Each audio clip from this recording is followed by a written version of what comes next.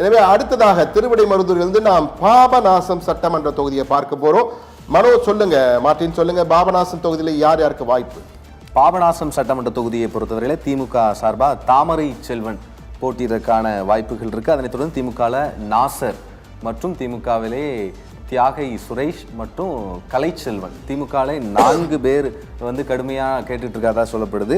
அதனைத் தொடர்ந்து அதிமுக எடுத்துக்கிட்டோம் அப்படின்னா துரை சண்முக பிரபு மற்றும் ராம்குமார், அதனைத் தொடர்ந்து கோபி, அவங்க கூட்டணி கட்சி சார்பாக அமமுக சார்பாக ரங்கசாமி இவங்க கேட்குறாங்க அப்படின்னு சொல்லப்படுது. அடுத்தது நாம் தமிழர் கட்சி சார்பாக அனீஸ் பாத்திமா அதிகாரப்பூர்வமாக அறிவிக்கப்பட்டிருக்காங்க. தாவேகா சார்பும் இங்கே 3 பேர் கேட்டிருக்காங்கன்னு சொல்லுது. தாவேகா சார்பாக அசுருதீன் உதுமான் அலி மற்றும் நிஜாம் அலி மற்றும் பன்னீர்செல்வம், இந்த 3 தாவேகா சார்பாக கடுமையாக களத்தில் வேலை செஞ்சுட்டு இருக்காங்கன்னு சொல்கிறாங்க. மார்ட்டின், இப்போ பார்த்தீங்கன்னா தஞ்சாவூர் மாவட்டத்தில் பாபநாசம் சட்டமன்ற தொகுதி இப்போதே கடுமையான போட்டி நிலவும் தொகுதிகளை ஒன்று நம்ம அறிவிச்சிடலாங்க.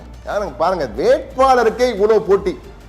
திமுகவில் பாருங்க 5 பேர் மோதுறாங்க. திமுகவில் 5 வேட்பாளர்கள் மோதுறாங்க. அது 4 பேர் போட்டோ கொடுத்துருக்கூடாங்க. தாமரை செல்வன், நாசர், தியாகை சுரேஷ், கலைச்செல்வன் 4 பேர்.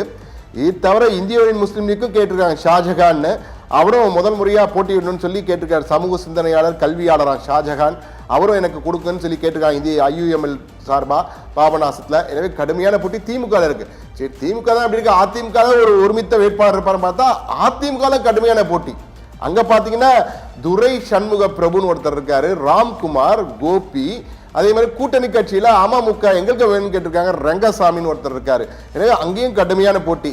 சரி, அதிமுக அப்படின்னு பார்த்தா தாவேக்காலையும் கடுமையான போட்டி இருக்கு.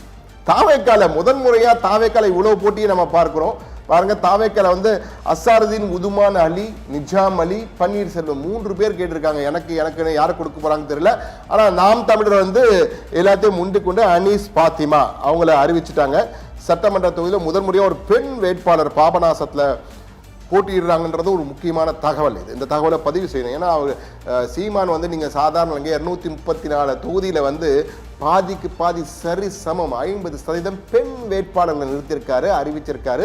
அதுல அனீஸ் பாத்திமாவும் அவருடைய இளம் போராளியாக இருக்கிறார், பெண் போராளியாக இருக்கிறார். எனவே அனீஸ் பாத்திமா போட்டியிடுறார். எனவே கடுமையான வேட்பாளர்களே, உத்தேச வேட்பாளர் பட்டியலே இத்தனை இருக்கு. அவ்வளவு கடுமையான போட்டி நிலவக்கூடியதா இருக்கு. இதெல்லாம் அங்க இருக்க களத்துல இருக்க தொண்டர்கள், கட்சி நிர்வாகிகள் கொடுத்த தகவல். அதை தான் கொடுத்து கொண்டிருக்கிறோம். தஞ்சாவூர் பாபநாசம் சட்டப்பேரவை தொகுதியில கடுமையான போட்டி நிலவுகிறது.